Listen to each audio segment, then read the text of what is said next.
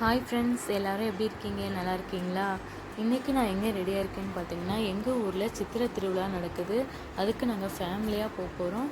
அதுக்காக தான் ரெடி ஆகிட்ருக்கோம். வாங்க வீடியோக்குள்ளே போகலாம். பார்த்திங்கன்னா, நாங்கள் திருவிழா நடக்கிற இடத்துக்கு வந்துட்டோம். எங்கள் வீட்டிலேருந்து திருவிழா இடத்துக்கு போகிறதுக்கு ஒரு 10 நிமிஷம் ஆகும். நாங்கள் வண்டியில் தான் வந்தோம். இங்கே வந்து பார்த்திங்கன்னா செம்ம கூட்டமாக இருந்துச்சுங்க. எங்கள் ஊரில் சித்திரை திருவிழா எப்போவுமே 5 நாள் நடக்கும். இன்றைக்கி வந்து 4வது நாள். மஸ்ட்டு 3 நாள் பார்த்திங்கன்னா கொஞ்சம் க்ரௌடெல்லாம் கம்மியாக தான் இருக்கும். ஏன்னா நைட்டு ஒரு 10 மணிக்கு மேலே 9 மணிக்கெலாம் வந்து சும்மா சுற்றி பார்த்துட்டு என்னென்ன ராட்டினம்லாம் போட்டிருக்காங்க, என்னென்னலாம் வச்சுருக்காங்கன்னு சொல்லிட்டு சும்மா சுற்றி பார்த்துட்டு போயிடுவோம். இந்த 4வது நாள் 5வது நாள் மட்டும்தான் செம்ம என்ஜாய்மெண்ட்டாக இருக்கும். எல்லாருமே ஃபேமிலியாக வந்து நல்லா என்ஜாய் பண்ணி ராட்டினம்லாம் ஆடி சாமியெல்லாம் கும்பிட்டு நல்லா என்ஜாய் பண்ணுவாங்க. ஸோ அதனால் இன்றைக்கி 4வது நாள் பார்த்திங்கன்னா செம்ம கூட்டமாக இருந்துச்சு. சாமியை பார்த்துட்டு அதுக்கப்புறமா சுற்றி பார்க்க போகலான்னு சொல்லி பார்த்துட்ருந்தோம். ஆனால் சாமி பார்க்கவே பயங்கர கூட்டமாக இருந்துச்சு. ஸோ அதனால் நான் மட்டும் முன்னாடி போய் நின்று சாமியை கும்பிட்டுட்டு வெளியே வந்துட்டேன். வெளியே வர வழியில் பார்த்திங்கன்னா யானை வச்சுருந்தாங்க. எப்போவுமே வருஷம் வருஷம் யானை வந்து எங்கள் கோயிலுக்கு கூட்டிகிட்டு வருவாங்க. ஆனால் இந்த வருஷம் பார்த்திங்கன்னா யானை அவங்க கூட்டிகிட்டு வரல. அதுக்கு பதிலாக யானை மாதிரியே இருக்கிற ஒரு பொம்மையை வந்து வச்சுருந்தாங்க. அது பொம்மைன்னே சொல்ல முடியாதுங்க, பார்க்குறதுக்கு அப்படி ஒரிஜினலாக இருந்துச்சு. அந்த காதுமே யானைக்கு எப்படி ஆடுமோ அது மாதிரி ஆடிக்கிட்டே சூப்பராக இருந்துச்சு. அது பக்கத்தில் நின்று நானும் என் பையனும் ஒரு ஃபோட்டோ பிடிச்சிட்டு அப்புறம் சுற்றி லைட் செட்டிங்லாம் போட்டிருந்தாங்க. அது எல்லாத்தையும் பார்த்துட்டு வெளியே வர வழியில் பார்த்திங்கன்னா தோடு, வளையல் அந்த கடையெல்லாம் போட்டிருந்தாங்க நிறையா. ஸோ அங்கே போய் எனக்கு தோடு பிடிச்சிருந்துச்சு. அதெல்லாம் சும்மா ஒரு கிளான்ஸ் பார்த்துட்டு வரும்போது வாங்கிக்கலாம் அப்படின்னு சொல்லிட்டு தோடு எல்லாத்தையுமே நான் பார்த்துட்ருந்தேன். ஆனால் அது வரைக்கும் என் பையன் அங்கே பொறுமையாகவே இல்லை. என்னை எப்போ ராட்னாவோட கூட்டிகிட்டு போவீங்கன்னு சொல்லிட்டு அவங்க அப்பா கையை பிடிச்சி இழுத்துகிட்டே போயிட்டான். இப்போது ராட்னா ஆடுற இடத்துக்கு போய் ஃபஸ்ட்டு என்ன ஆடலாம் அப்படின்னு சொல்லி சூஸ் பண்ணும்போது ஃபஸ்ட்டு ட்ராகன் கப்பல் ஆடலாம் அப்படின்னு சொல்லிட்டு ட்ராகன் கப்பலுக்கு போயிருந்தோம். அங்கே தான் கொஞ்சம் கூட்டம் கம்மியாகவும் இருந்துச்சு. ஸோ அங்கே போய் நாங்கள் டிக்கெட் எடுத்துகிட்டு வரிசையில் நிற்க ஆரம்பிச்சிட்டோம். அங்கேயும் வரிசை கொஞ்சம் கம்மியாக தான் இருந்துச்சு. ஸோ வரிசையில் நின்று டிக்கெட்டை வாங்கிட்டு நாங்கள் அதில் வந்து ஏறி உட்காந்துட்டோம்.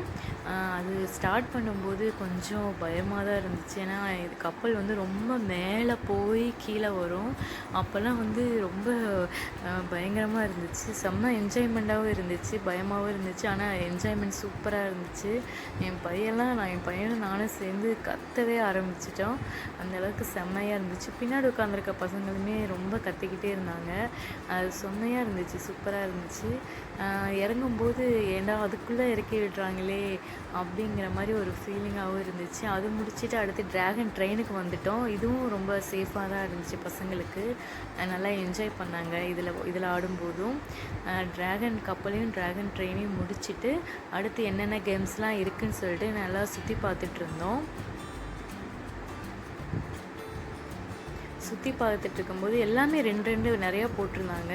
ஜெயிண்ட் வில்லு, ட்ராகன் ட்ரெயின், ட்ராகன் கப்பல் எல்லாமே நிறையா போட்டிருந்தாங்க. ஏன்னா க்ரௌடு வந்து நிறையா வருவாங்க. 4வது நாளும் 5வது நாளும் செம்மையாக க்ரௌடாக இருக்கும். எல்லாமே சூப்பராக இருந்துச்சு. அதை முடிச்சுட்டு அடுத்து கேம் செக்ஷனுக்கு வந்தோம். அங்கே வந்து பால் வந்து பலூன் ஷூட் பண்ணுறது, டம்ளர் அடுக்கி வச்சு பால் போடுறது, அப்புறம் இந்த வட்டம் கம்பி வீசுறது, அப்புறம் பாலை கவுண்டிங் பண்ணி பொருள் கொடுப்பாங்க. அந்த கேம்ஸ் எல்லாத்தையும் பார்த்துட்டு அடுத்து அது பக்கத்துலேயே வந்து பஞ்சு மிட்டாய் போட்டுட்டு இருந்தாங்க. என் பையன் பஞ்சு மிட்டாய் பார்த்தோன்னே எனக்கு அது வேணும்னு சொல்லி அடம் பிடிச்சி கேட்டுட்டு இருந்தான். ஸோ அதனால் வந்து கலர் எதுவுமே ஆட் பண்ணாமல் வெறும் ஒயிட் கலராக இருக்க பஞ்சு மிட்டாய் வாங்கி கொடுத்தோம். அவன் அங்கேயே அதை சாப்பிட ஆரம்பிச்சிட்டான். சாப்பிட்டுட்டு அடுத்து அவங்க செக்ஷனுக்கு வந்தோம். அவங்க செக்ஷன் என்னென்னு பார்த்திங்கன்னா இந்த விளையாட்டு பொருட்கள், விளையாட்டு சாமான் வாங்குறது. அதில் வந்து அவனுக்கு அந்த மாட்டு கொம்பு தான் பிடிச்சிருந்தது. அதையும் வாங்கிட்டு நாங்கள் வீட்டுக்கு கிளம்பிட்டோங்க. நாங்கள் கிளம்பும்போதே 11 மணி ஆயிடுச்சு. அப்போவுமே கூட்டம் ஆளுங்க வந்துகிட்டே இருந்தாங்க. ஸோ இதுக்கு மேலே நம்ம இருந்தால் ரொம்ப லேட் ஆகிடும். பசங்களுக்கும் ரொம்ப நாளைக்கெலாம் ஸ்கூலுக்கு போகணுன்னு சொல்லிட்டு நாங்கள் அங்கேருந்து கிளம்பிட்டு வீட்டுக்கு வந்துட்டோங்க. ஓகே, இந்த வீடியோ உங்களுக்கு பிடிச்சிருக்குன்னு நினைக்கிறேன். இந்த வீடியோ உங்களுக்கு பிடிச்சிருந்தால் மறக்காமல் லைக் பண்ணுங்கள், ஷேர் பண்ணுங்கள், சப்ஸ்கிரைப் பண்ணுங்கள். அடுத்த வீடியோவில் பார்க்கலாம். பாய்.